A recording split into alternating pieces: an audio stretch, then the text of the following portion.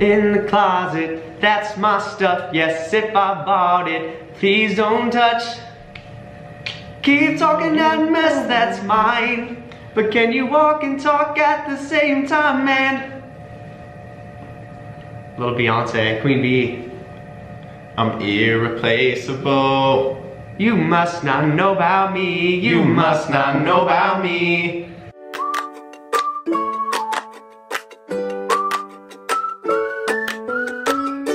Why are the entrepreneurs singing a Beyonce song at the beginning of episode number something in the 30s? That's a good question. The good question is because it gets the people going. It gets our juices going. You know that I was reading when we were doing an article for Sono about singing in the car actually boosts your immune system. Yeah, because it's making you breathe and take like deep breaths.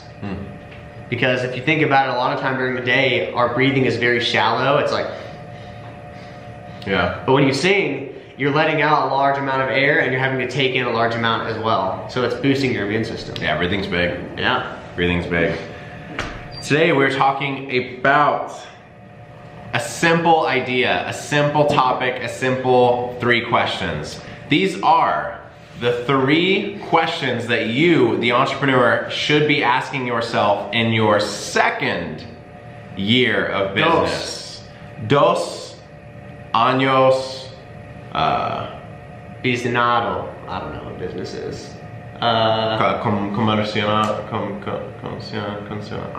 ¿Cómo se dice business? ¿Cómo se dice En business? español? Negocios. No sé. Negocios. No sé. Negocios? Dos años negocios or something. Ah. Yeah. Alright. Got a friend out there, guys. We got a friend. Okay. Question number 1 that you should be asking yourself in your 2nd year of business. Am I building a system? And what do we mean by this? Jordo. A system. So, first thing that comes to mind, shot out of a cannon, I'm thinking like when the Romans built the first roads. Okay. I don't know why, but I'm thinking about that because they built something that could scale, basically. Yeah. So the reason why Rome grew so fast is because these roads that they built a system for people to travel, where goods could be traded, horses could ride through carriages on wheels.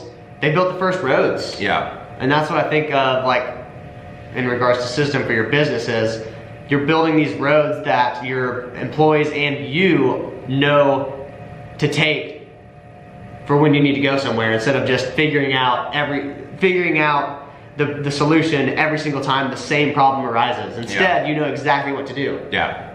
Yeah, so basically, you, the entrepreneur, started your business last year and you probably worked all 12 months. You probably didn't take a vacation. And everything's going great because you're pretty freaking talented and you're doing a good job. You know all the ins and outs of your business.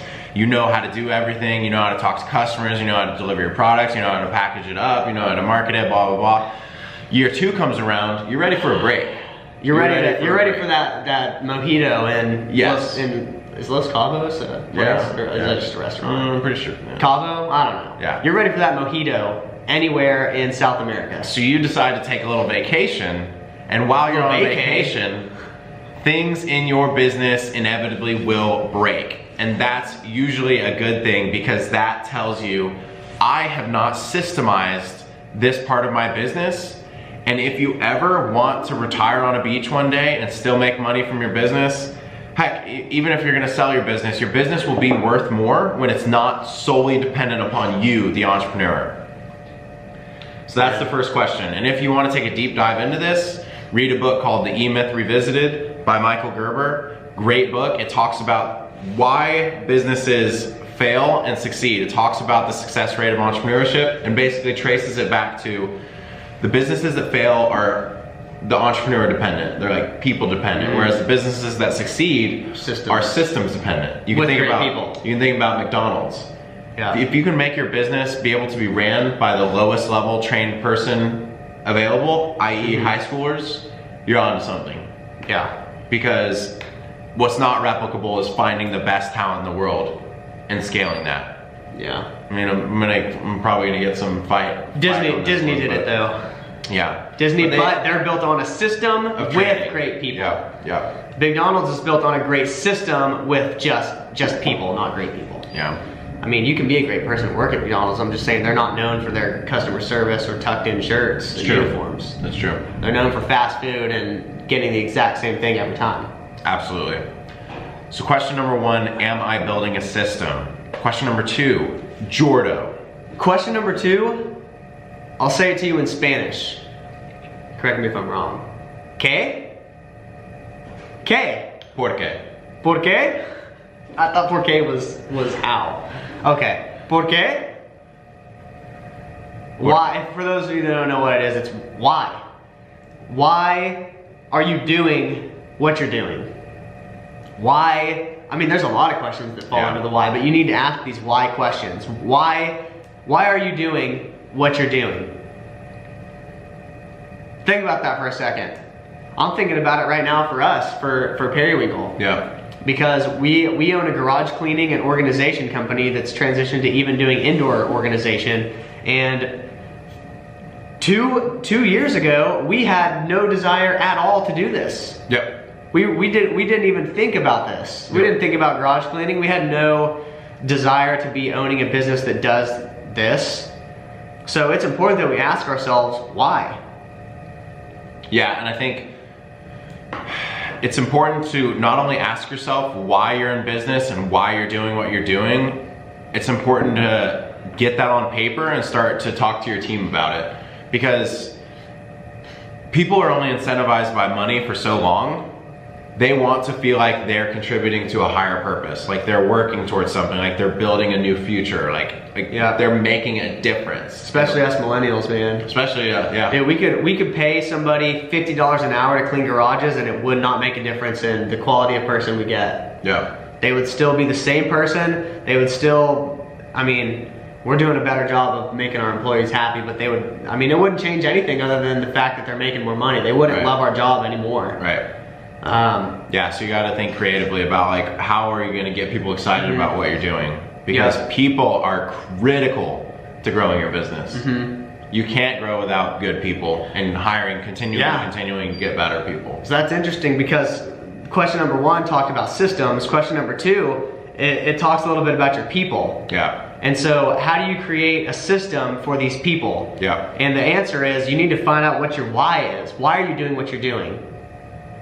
And a lot of companies, they accomplish this by having a mission statement, and I freaking hate the word mission statement. Yeah.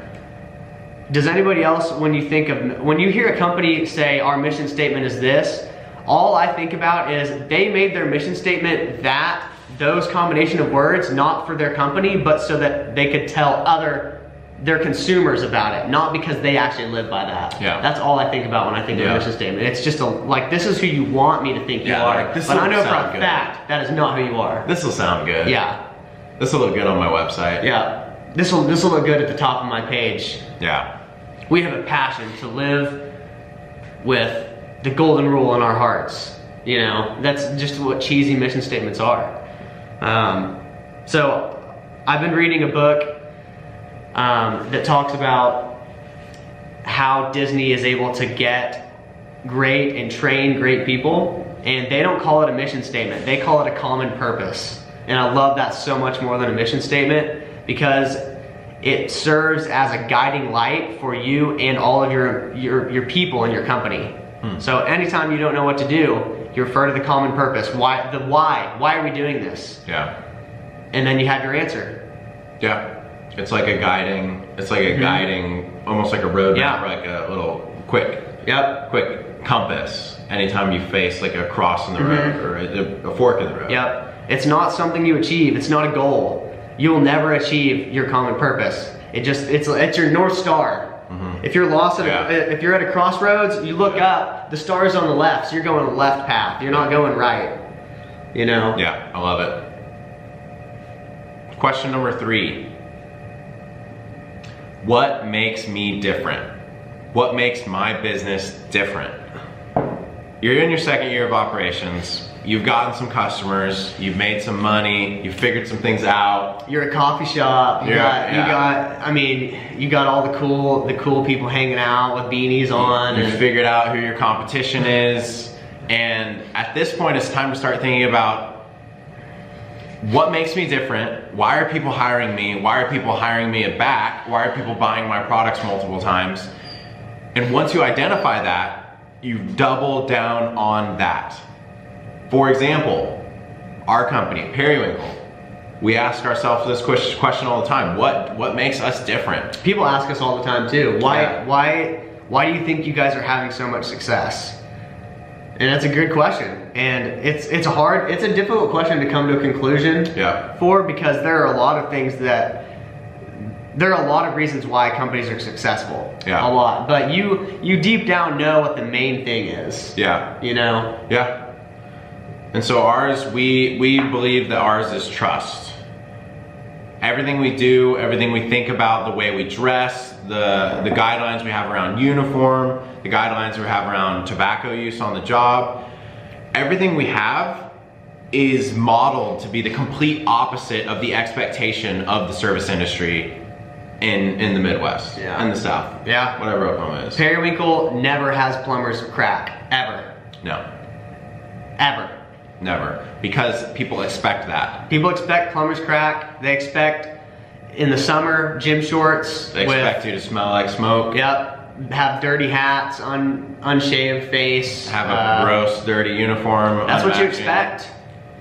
And we set out to be different. Yeah. And that's the reason for our success, is because we just did the little things and said, okay, we're just gonna do it this way instead. Because this way builds a great first impression and a long-lasting trust with our customer. And maybe that's a better answer to the question about what makes us different. Maybe it's that we care about the little things and we do the little things. That's maybe a better answer. Yeah. Because it's true. These are all little things. Not using foul language on the job. That's a little thing. Not talking about politics or religion on the job. That's a little thing. But all these little things, it's what we talk about. All these bricks that you build one a day end up becoming a house after a while. You know? You don't have to come up with one thing that you're gonna do that's gonna make you radically different than everyone. Think about the little things that you can do that's gonna all together make you just 10 times better than your competition. Yep. And all you have to do is do it once, write it down, tell your people about it, tell your team, and then everybody after that knows it. They know that you don't curse. They know that you don't chew tobacco. They know that you wear your shirts tucked in. They know that you wear jeans. You know, they know all of the things that your company does because that's the way it's always been. Yeah. You know, and that makes it easy, but it's more difficult to be one way and then change because you already have a culture and people are going to be like, well, what the heck? We used to be able to do this, you know? So I think, these little things are actually the big things. Yes. And for us, the bonus I'm going to throw in here, the little bonus question to be asking yourself is, am I communicating this stuff to my team? Because you're in your second year of operations, you're not a one-man shop anymore, most likely. And you know, we might have touched on this in number 2 or 3, but it's a very important thing to start thinking about, is that like at some point you're gonna have to start taking these things that you're thinking about, because you're the only one that's gonna be thinking about what makes you different, and like what your why is, and like am I building system. You're gonna have to start answering these questions and communicating that to your people, because otherwise you guys are gonna start like paddling in different directions. Somebody's gonna try to be paddling upstream, somebody's gonna be trying to paddle to the shore. If you're not, it's your job as the entrepreneur in your second year to start communicating the vision, start telling people, here's where we're going, here's why we're going there. Here's where we're going, and here's why. Those 2 questions, all you would need to do is those 2 questions, and you're already radically different than the pack. Yeah. I can tell you, I've worked at few jobs that have ever sat me down and said, okay, Seth, here's where we're going, and here's why we're going there. Oh yeah, me either. Because if I had that vision, all of a sudden me folding clothes at Abercrombie & Fitch wouldn't feel like me folding clothes at Abercrombie & Fitch. It would feel like me building a better something huge. I'm a part of a culture, and I have expectations. Yeah, man, it makes a difference. You gotta ask yourself these questions, and you gotta communicate it to your team and your people. You gotta have systems. You gotta have people, and great people if you can. Yeah. And you gotta give your employees the tools and the freedom to know these systems that you've put in place, and to just let them blossom. Yeah. If you're overshadowing your employee, they're like a little plant. They're never gonna get any sun, and they're not gonna grow. You gotta give them the tools and nutrients they need, and just get the heck out of their way. 3 questions that you, the entrepreneur, need to be asking yourself in your second year of business. Number 1, am I building a system? Am I gonna be replaceable at some point? Am I gonna be able to hand this down to a different person while I go sit on the beach and drink Mai Tais? Number 2, why? Why are you doing this? Why do your customers love you? ¿Por qué? Why are you losing employees so quickly? Why do people hate you? Why aren't you making money? It's your job as the it's your job as the entrepreneur to be asking yourself why. This ¿Por time qué? change is wrecking me, dude. ¿Por qué? You guys are not gonna forget the Spanish word for por qué now. Number 3, what makes you any different than the next guy, or gal, or person, or business? What makes you different? That's probably the least important, but also the most important, because it is a little thing. Figure out what makes you different and build on that, because it's competitive out there, man. Yeah. Dude, we need to sign off like something we say at the end of everything, like, good night, San Francisco. Okay. I mean, we won't do anything this time, but we'll work on that, guys. Can I throw one out there? I'll demo one. All right, you guys, that's it for today. Go be beautiful and go make beautiful things. Boom.